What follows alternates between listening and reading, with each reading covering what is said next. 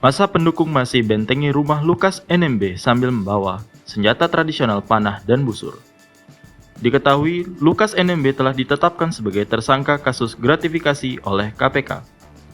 Pasca ditetapkan sebagai tersangka, rumah milik Gubernur Papua, Lukas NMB di kawasan Koyah Tengah, Distrik Muara Tabi, Kota Jayapura, Papua dibentengi kelompok massa pendukung.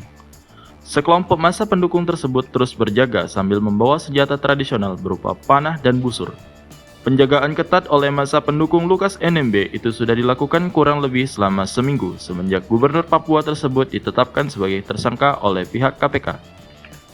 Juru bicara Gubernur Papua Muhammad Rifai Darus pada Rabu 14 September 2022 lalu mengatakan massa yang mendatangi ke lokasi atas kemauannya sendiri tanpa diminta.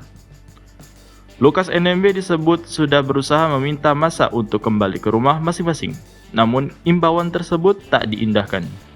Seperti diketahui, Lukas NMB telah ditetapkan sebagai tersangka kasus gratifikasi. Menurut pengacara Lukas NMB, kliennya ditetapkan sebagai tersangka gratifikasi senilai 1 miliar terkait proyek di Papua. KPK menetapkan 3 tersangka yakni Bupati Mimika, Bupati Membaremu Tengah, dan Gubernur Lukas NMB. Hal tersebut disampaikan oleh Wakil Ketua KPK, Alexander Marwata.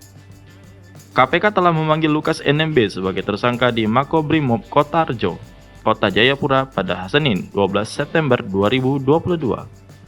Namun Lukas NMB tidak memenuhi panggilan tersebut dikarenakan sakit. Kini KPK telah melayangkan pemanggilan kedua untuk Lukas NMB pada Senin depan. Namun kemungkinan ia tidak hadir dengan alasan yang sama.